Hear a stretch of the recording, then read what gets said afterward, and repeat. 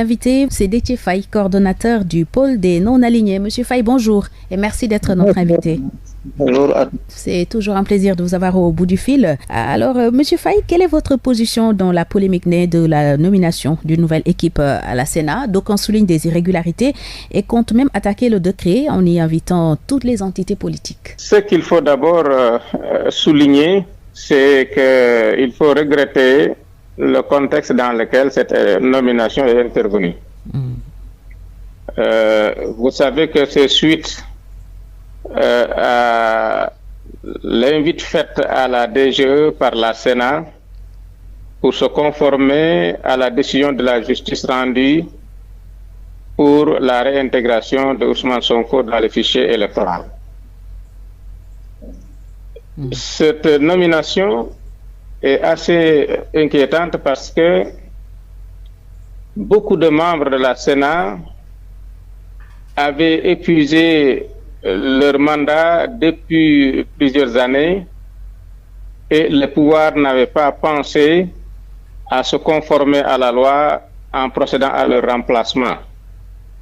On peut imaginer que c'est parce qu'il n'y avait pas d'acte de la Sénat qui était de nature à gêner la vision du pouvoir concernant le processus électoral.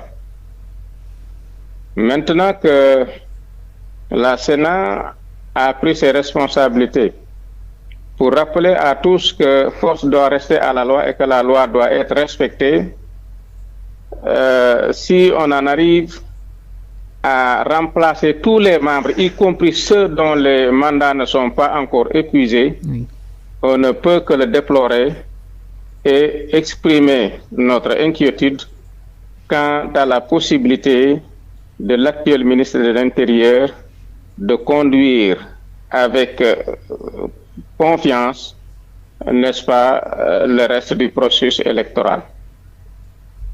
Donc, vous voyez dans ce changement des représailles contre Doudou Ndir et son équipe pour avoir invité la DGE à remettre à Ousmane Sonko ses fiches de parrainage. On peut considérer que dès l'instant que Doudou Ndir et compagnie, pour la plupart des membres du jury, de la Sénat, n'étaient plus en règle parce que leur mandat était épuisé très longtemps, il y a longtemps, si le gouvernement n'avait pas besoin de les remplacer, cela peut-être que cela les arrangeait. Cela a arrangé le gouvernement. Aujourd'hui que peut-être la Sénat a posé un acte, on a voulu en profiter pour sanctionner les membres de cette structure en ne faisant pas de discernement dans le respect de la loi, parce que quand le mandat d'un membre de la Sénat n'est pas épuisé, on n'a pas le droit de le remplacer. Notamment Seydou Nourouba, oui. Seydou Nourouba, en particulier l'excellence à l'ambassadeur Seydou Nourouba. C'est ambassadeur, oui. Ah.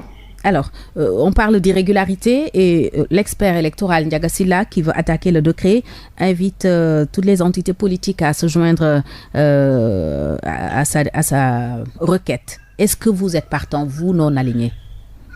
C'est-à-dire, pour ma part, je considère que nous sommes dans un état de droit. Et quand nous sommes dans un état de droit, chaque citoyen a le droit de faire recours à la justice pour que le droit qu'il considère violé soit respecté. Par conséquent, je ne peux que saluer cette initiative, parce que si tous les Sénégalais adoptaient cette position, on pourrait aller dans le sens de plus de respect des institutions de notre pays. Donc, je ne peux que saluer cette initiative et considérer que cela est de nature à rappeler à tous les Sénégalais que la loi doit être respectée et que nous avons l'obligation tous de respecter nos institutions. Comptez-vous la soutenir, cette initiative? Disons que quand je dis que je la salue, cela signifie que nous considérons que c'est une bonne démarche, parce qu'il est préférable de saisir la justice pour que la justice se prononce plutôt que de se lancer dans des manifestations qui pourraient conduire à des violences inutiles. Mais on a entendu déjà la réplique de l'ancien ministre de la Justice, Ismaïla Madior Fall, qui pense que les trois, aussi bien individuellement que collectivement, n'ont pas été préjudiciés dans cette affaire. Bon, moi je considère qu'en tant que citoyen, en tant qu'électeur, si on pose des actes de nature à remettre en cause la fiabilité, la crédibilité du scrutin, je pense que mes intérêts sont mis en jeu. Alors, nous en venons à la situation d'Ousmane Sonko qui serait très compliquée selon ses avocats qui l'ont annoncé d'ailleurs dans un commun profond il y a quelques jours. Ma question est de savoir ce que vous suggérez peut-être comme solution pour sortir de cette impasse et éviter peut-être l'irréparable que craignent ses avocats. Bon, dans un premier temps, je pense que le Sénégal a besoin, les Sénégalais ont besoin de tous ses fils, en particulier des acteurs politiques qui se battent pour la construction de ce pays. Par conséquent, ma première suggestion ou ma première idée, proposition, serait que tous ceux qui sont en mesure de discuter avec Ousmane Sonko, de le faire pour qu'il préserve sa vie et que le combat se poursuive, parce que le combat politique est un combat permanent et on finit toujours par avoir la victoire si on est sur la bonne voie. Mais il y a des positions, quand on en arrive, on pourrait arriver à avoir des résultats inquiétants sur sa vie, et cela serait dommageable pour lui et pour tout le Sénégal. Parce que c'est un fils de ce pays et le Sénégal a besoin que tous ses fils soient en bonne santé, que leur vie soit préservée pour pouvoir servir leur pays. Alors, vous, non-alignés, êtes comme des sortes d'arbitres dans le jeu politique entre le pouvoir et l'opposition notamment.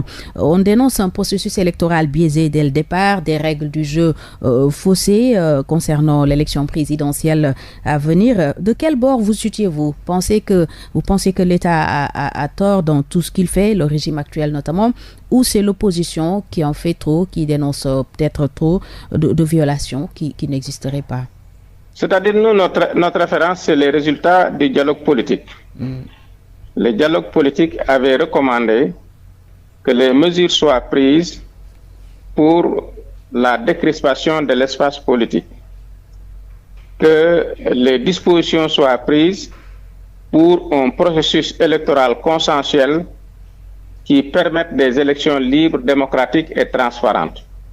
Et c'est à cela que nous invitons le gouvernement, en particulier le ministre de l'Intérieur qui a la charge des élections. Parce que si des actes sont posés qui sont de nature à remettre en cause cette confiance, il est clair qu'on ne pourra pas aller à des élections consensuelles dont les résultats ne feraient pas l'objet de contestations qui pourrait conduire notre pays à une situation de déstabilisation que nous ne souhaitons pas. Et là où nous en sommes, est-ce que vous constatez des irrégularités, vous, non alignés dans le processus électoral? Les irrégularités, c'est d'abord ce qui se passe présentement. Oui.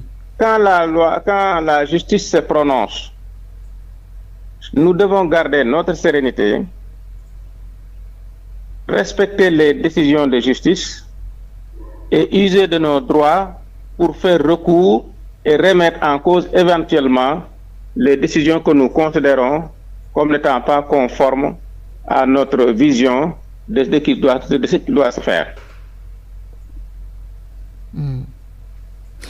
Et aujourd'hui, qui constitue le pôle des non-alignés? Parce qu'on ne vous entend pas trop sur ces questions. Vous avez dit constater toutes ces irrégularités dans le processus électoral, mais pourtant on ne vous entend pas les dénoncer, peut-être comme le fait l'opposition dite radicale ou la société civile. Pourquoi? En réalité, qui êtes-vous concrètement? Le pôle des non-alignés s'est déjà longuement prononcé pendant la période du dialogue et a donné les orientations. Aujourd'hui, nous sommes dans le processus conduisant à la définition des candidatures qui sont susceptibles de participer à l'élection présidentielle du 25 février.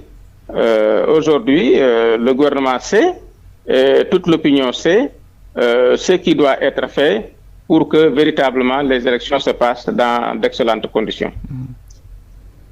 Alors, qui sont aujourd'hui les membres du pôle des non-alignés? Quels sont les partis qui composent ce pôle, monsieur? C'est-à-dire, vous savez, le pôle des non-alignés, c'est un ensemble de partis qui se regroupent à l'occasion des dialogues politiques pour se prononcer sur les conditions d'un processus électoral transparent et démocratique.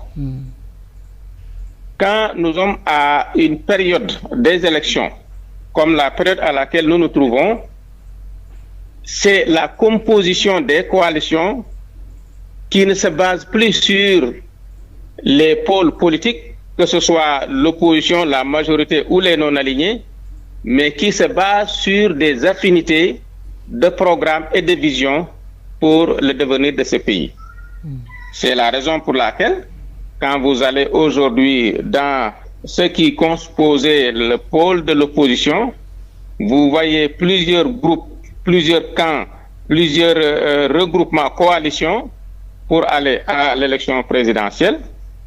Et dans ces regroupements, vous pouvez voir des gens qui viennent de la majorité comme des non-alignés, mais quand vous prenez aussi d'autres coalitions, vous retrouvez certains membres du pôle des non-alignés et de l'opposition.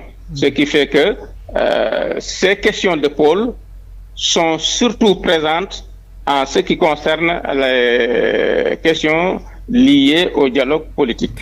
Merci, monsieur Déthié Faye, pour ces éclairages. Ça a été un plaisir de vous avoir au bout du fil. Vous étiez notre invité pour cette matinale. Merci beaucoup. Le plaisir est partagé. Merci.